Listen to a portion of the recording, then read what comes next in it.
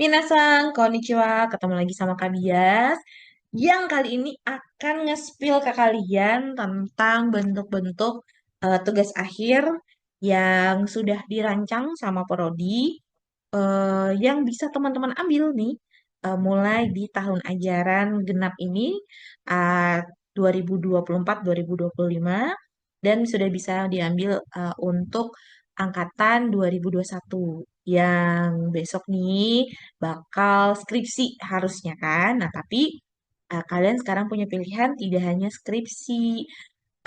Dan untuk persiapannya supaya kalian nanti nggak kaget, kalian udah mulai bisa cari-cari nih timnya, kelompoknya siapa aja kalau kalian mau memilihnya project gitu ya. Nah, sebelum nanti kalian mendapatkan sosialisasi yang resminya, bentuknya seperti apa kira-kira, lalu ketentuannya, isi laporannya, dan lain sebagainya, habis mau spill dulu supaya kalian punya waktu untuk preparationnya ya. Oke, saya akan share screen.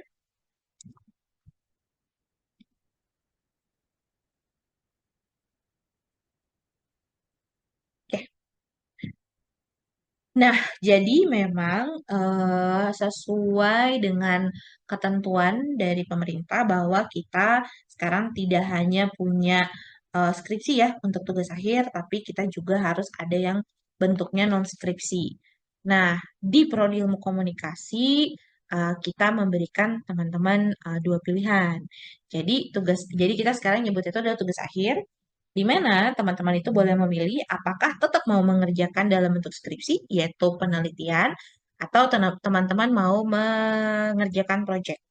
Nah, tapi khusus untuk angkatan 2021 sampai 2022, pada saat KRS itu tidak ada perbedaan. Pada saat KRS tetap memilihnya yaitu KRS skripsi, meskipun yang teman-teman pilih adalah sebenarnya proyek gitu. Karena sesuai buku kurikulum, sebenarnya untuk angkatan yang menggunakan kurikulum 2019 itu tidak ada bentuk proyek, adanya adalah skripsi saja. Tapi it's okay, silakan tetap dipilih skripsi nanti pengerjaannya sesuai dengan kuesioner yang akan teman-teman isi pada saat sosialisasi resmi nanti. Nah, saya tetap perlu menjelaskan ya kepada teman-teman kalau skripsi isinya apa, sama seperti sebelum-sebelumnya, seperti yang dikerjakan oleh kakak tingkat kalian. Nah, skripsi itu dikerjakan secara mandiri ya, bentuknya sama 6 SKS juga. Teman-teman akan memiliki satu atau dua dosen pembimbing, lalu teman-teman bebas menentukan topik penelitian, tidak harus sesuai dengan minor teman-teman. Jadi, misalnya teman-teman yang eh, minor PR gitu ya tetap boleh ngambil framing. Begitu juga dengan minor broadcasting atau BJ boleh juga meneliti kegiatan kehumasan atau strategi kehumasan yang dilakukan oleh sebuah perusahaan. Itu bebas. Oke. Nah, teman-teman nanti mengerjakan laporan dan menjalankan sidangnya tahapannya ada dua, yaitu proposal penelitian dan juga laporan akhir penelitian. Laporan akhirnya itu terdiri dari 5 bab, dari pendahuluan, tujuan pustaka, metodologi penelitian, hasil pembahasan, dan penutup yang isinya adalah kesimpulan dan saran. Saya rasa kalau untuk skripsi mungkin tidak ada perubahan gitu ya. Jadi teman-teman mungkin udah tahu lah ya kira-kira pengerjaan skripsi itu seperti apa. Nah, sedangkan untuk project ini teman-teman bisa kerjakan, ada pilihannya, ada project yang bentuknya dikerjakan secara individual atau mandiri, dan ada juga project yang dikerjakan secara berkelompok dengan jumlah orangnya, yaitu 3 orang dalam satu kelompok. Ini juga sama, 6 SKS, dan teman-teman mungkin akan memiliki satu atau dua orang dosen pembimbing sesuai dengan keahlian masing-masing dosen. Jenis project harus sesuai dengan minor. Nah, ini membedakan dengan skripsi. Kalau skripsi teman-teman bebas gitu ya. Tapi kalau project itu harus sesuai dengan minor. Jadi tidak boleh teman-teman itu minornya BJ tapi mengerjakan project untuk minor PR ataupun sebaliknya itu nggak boleh. Oke. Laporan dan sidang itu sama, tetap ada proposal dan juga ada laporan akhir. Dan laporan akhirnya itu terdiri dari 5 bab. Dari pendahuluan, kerangka pemikiran, konsep rancangan, analisis proses, sampai nanti di penutup. Penutup itu isinya sama ya, kesimpulan dan saran. Nah, jenis proyeknya apa aja? Kalau teman-teman yang minornya BJ atau jurnalistik, teman-teman itu ada 4 pilihan, yaitu teman-teman bisa produksi video podcast series, ini dilakukan secara individual. Lalu yang kelompok ada 3 pilihan, yaitu produksi program jurnalistik, lalu ada produksi non-drama, dan juga ada produksi drama. Tapi untuk produksi drama ini hanya berlaku untuk angkatan 2023 ke atas. Angkatan dari mungkin teman-teman mungkin masih ada angkatan 18 gitu ya, 18 sampai angkatan 2022 itu nanti pilihannya hanya sampai di non-drama. Kemudian untuk yang hubungan masyarakat, itu ada 3 pilihannya, yaitu produksi PSA atau Public Service Announcement, atau teman-teman sering kenal dengan iklan layanan masyarakat. Ini dikerjakan secara individual. Lalu eh, yang kelompok ada 2, yaitu kampanye hubungan masyarakat dan juga program advokasi hubungan masyarakat. Dengan catatan, untuk program advokasi juga hanya berlaku untuk angkatan 2023 nanti. Sedangkan untuk teman-teman yang angkatan 2018 sampai 22, pada saat memilih proyek, pilihannya hanya PSA atau campaign. Ya. Nah, teman-teman bisa lihat ya, kalau yang ada I-nya, ini berarti individu. Kalau K, ini berarti berkelompok. Dan kelompoknya itu tidak boleh lebih dari 3 orang, dan kalau bisa 3 orang. 2 orang takutnya terlalu berat untuk kalian, karena tidak ada pengurangan beban kalau jumlah kelompoknya hanya berdua. Oke, jadi tolong pastikan teman-teman ketika memilih tim untuk mengerjakan proyek itu yang memang benar-benar mau kerja, bukan yang mau numpang nama doang. Oke? Nah, sekarang kita akan bahas satu-satu ya dari masing-masing proyek. Saya akan bahas untuk proyek-proyek yang akan dibuka di semester ini saja. Yang pertama dari video podcast series ini untuk tim BJ ya. Dan ini hanya individu. Lihat di situ ketentuannya dilakukan secara individual.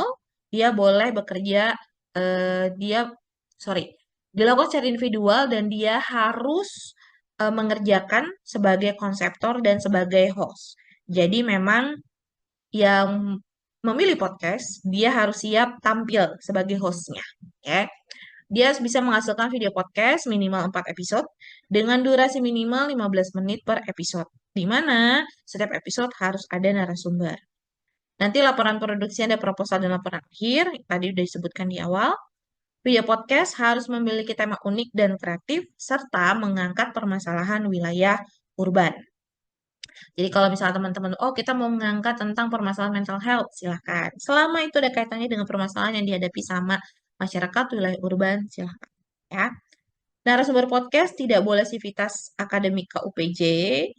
Lalu narasumber ahli harus sorry, narasumber harus praktisi atau profesional di bidangnya minimal 2 orang. Jadi kalau misalnya teman-teman bikin video podcast ada 4 episode, paling enggak 2 episode itu harus profesional di bidangnya. Ataupun misalnya 4 episode, mereka semua masing-masing di 2 episode ya silakan. Tapi paling tidak harus ada 2 orang narasumber ahli. Dan peralatan serta kualitas produksi harus profesional. Wah, berarti banyak keluar duit dong, Kak. Tergantung. Kalau kalian pintar memanage waktu kalian, kalian boleh menggunakan fasilitas yang dipunyai sama kampus. Kalian boleh pakai studio yang ada di kampus, peralatan yang ada di kampus, monggo silakan kalian pakai. Tapi ingat, kalau kalian pakai peralatan yang ada di kampus, maka harus apa? Harus manage waktu dengan baik karena kalian harus melakukan peminjaman dan lain sebagainya. Oke. Kak, duit saya banyak. Oh, silahkan kalau kalian mau melakukan syutingnya di luar, pakai peralatan pribadi atau kalian mau sewa, boleh-boleh aja. Dan yang perlu diingat, kalau kalian menggunakan fasilitas kampus, maka hanya boleh dipakai di dalam kampus. Ya. Kemudian, teman-teman juga boleh memilih produksi program jurnalistik. Jadi teman-teman menghasilkan program jurnalistik ya dalam bentuk video sebanyak 2 episode dengan durasi minimal 30 menit. Nah, ini teman-teman melakukannya secara berkelompok, 3 orang, yang mana masing-masing orang akan silakan memilih 2 job desk. Jadi job desk itu kan standarnya ada reporter, penulis naskah, kameramen, editor, produser, dan presenter. Nah, silakan pilih nih teman-teman mau jadi apa. Misalnya saya mau jadi reporter dan presenter, sok boleh. Kak, saya maunya jadi editor sama produser, sok silakan. Saya maunya kameramen dan editor, silakan. Kalian eh, atur sendiri siapa mau jadi apa. Yang penting job desk-nya itu tidak tumpang tindih. Ya, jadi nggak boleh misalnya kita semua mau jadi reporter, yang lain reporter sama penulis naskah aja, yang lainnya kita bayar orang. Nah, itu tidak boleh ya. Jadi teman-teman harus bisa bekerja sama menghasilkan program jurnalistik yang memang kalian kerjakan. Nah, program jurnalistiknya harus memiliki per episodenya ya 5 berita yang terdiri dari setidaknya 3 jenis berita. Nah, ada 3 jenis berita, 1 feature dan 1 talk show dalam 1 episode. Nah, 5 berita yang ter, eh, 5 berita ini tidak termasuk feature ya. Jadi feature sendiri, talk show sendiri, 5 berita itu jenisnya ada 3. Jadi misalnya teman-teman mau 2 package, satu SOT, satunya lagi itu LOT, gitu kan ya. Silahkan. Atau 2 package, satunya reader, satunya pokoknya ada 5 berita terdiri dari 3 jenis. Oke. Laporan produksinya itu berupa proposal dan laporan akhir dikerjakan secara mandiri sesuai dengan job desk. Jadi kalau tugas saya job desk-nya adalah penulis naskah sama produser. Nah, maka proposal dan laporan kalian melaporkannya sebagai penulis naskah dan produser. Gitu.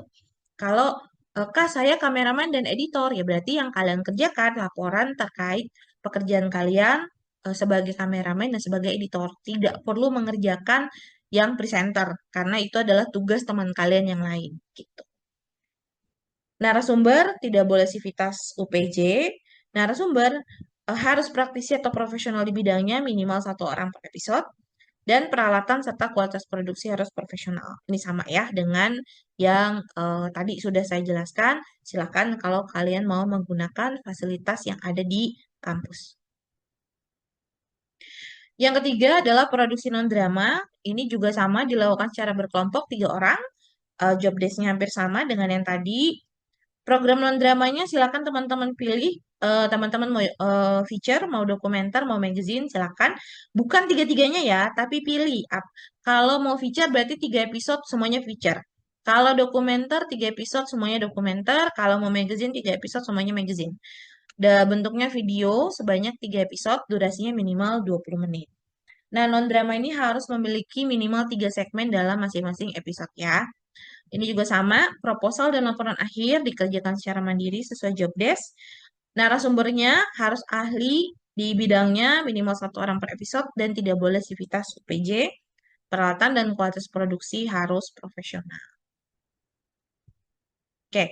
Nah, untuk produksi drama ini tidak akan saya jelaskan sekarang karena ini hanya untuk angkatan 2023 nanti ketika mereka mengambil tugas akhir. Kita pindah ke minor PR. Yang pertama, minor PR boleh memilih produksi public service announcement atau iklan layanan masyarakat. Nah, iklan layanan masyarakat yang dibuat itu untuk menjawab masalah sosial secara umum atau berdasarkan kepentingan institusi. Institusinya bisa pemerintah, bisa swasta. Nah, iklan layanan masyarakat ini dibuat dari proposal hingga eksekusi yang disatukan dalam laporan tugas akhir. Ini dilakukan secara individual. Video biasanya minimal 3 buah dengan durasi minimal 2 menit per episode. Jadi teman-teman itu eh, misalnya punya tema besarnya PSA gitu ya tentang bahaya rokok misalnya. Kemudian nanti dari bahaya rokok itu diturunkan dalam 3 iklan gitu. Silakan misalnya iklan pertama tentang apanya, kedua apa, ketiga apa. Begitu juga dengan tema-tema lain yang mungkin teman-teman mau ajukan. Ya, jadi PSA-nya harus berdasarkan satu tema besar lalu diturunkan dalam 3 buah video. Kalau menggunakan narasumber dalam iklan layanan masyarakat kalian, tidak boleh sivitas UPJ, Laporan produksinya sama, ada proposal dan laporan akhir. Peralatan dan kualitas produksi harus profesional, dan narasumbernya itu minimal 2 orang. Oke, yang berikutnya ada yang bentuknya campaign humas, dilakukan berkelompok, maksimal 3 orang. Kampanye humas dibuat untuk menunjang pelaksanaan strategi komunikasi berbagai lembaga profit ataupun non-profit.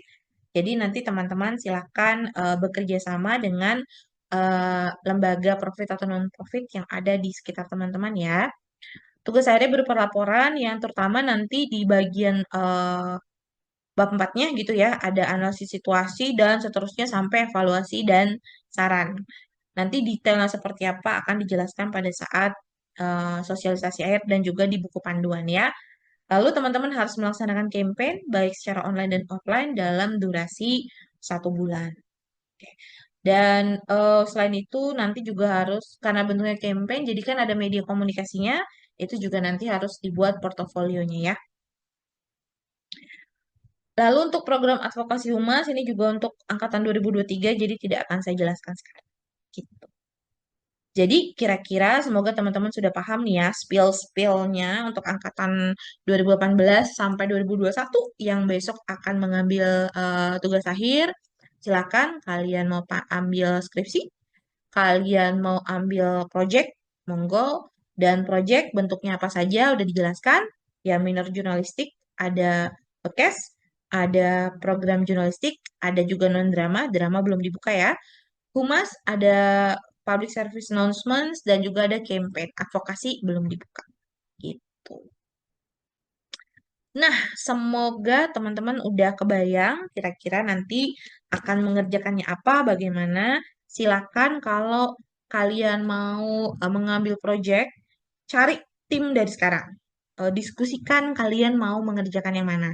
Jadi supaya nanti pada saat kalian sosialisasi itu kalian udah siap dan kalian udah prepare dengan outline yang akan kalian ajukan ke prodi. Ajukan juga yang nanti kalian akan ajukan ke dosen, calon dosen pembimbing kalian. Misalnya seperti itu. Jadi pastikan tim kalian oke, tim kalian semua mau kerja, dan pastikan kalian pilih dosen yang memang sesuai dengan kapabilitas yang kalian butuhkan untuk membimbing kalian. Kalau misalnya begitu juga dengan skripsi ya, tidak hanya untuk tugas akhir. Kayak misalnya, oh skripsi saya tetap mau penelitian tentang strategi komunikasi. Oh ya udah, pilihlah dosen-dosen yang memang paham tentang strategi komunikasi seperti Mbak Fatia, Mbak Reni, Kak Asya, Mbak Suci, misalnya seperti itu. Oh saya pengen framing Kak Bias. Oh ya, pilihlah dosen-dosen jurnalistik yang mumpuni gitu ya. Saya pengennya semiotik, saya pengennya resepsi ya, pilih dosen yang memang mampu membimbing kalian, yang dan membuat kalian nyaman juga dalam proses pembimbingan. Begitu juga dengan tugas akhir. Kak, saya maunya tugas akhirnya humas, ya jangan pilih saya, misalnya gitu. Ada dosen-dosen yang lebih capable untuk membimbing kalian di bidang humas. Kak Bia, saya maunya bikin podcast, ya jangan pilih Mbak Fatia, misalnya. Pilihlah dosen dari broadcasting gitu, kayak misalnya Mbak Isti saya, atau misalnya Mbak Sentia, Mas Budi. Pilih yang memang sesuai dengan kapabilitasnya supaya hasil skripsi kalian ataupun hasil proyek kalian itu lebih baik gitu. Dan jangan lupa juga, kalaupun dosennya udah cocok, temanya udah sesuai, jangan lupa bimbingan ya, jangan tidak datang bimbingan tapi terus tiba-tiba di akhir cuma minta tanda tangan. Oke, itu aja dari saya spillnya terkait tugas akhir. Semoga membantu kalian untuk mempersiapkan diri. Good luck untuk skripsi kalian dan selesaikan dalam 1 semester. Jangan sampai extend. Dan saya spill juga, semester depan tidak ada sidang-sidang ulang, baik untuk proposal maupun tugas akhir. Jadi pastikan proposal kalian bagus, tugas akhir kalian, laporan akhirnya juga bagus. Oke, bye-bye.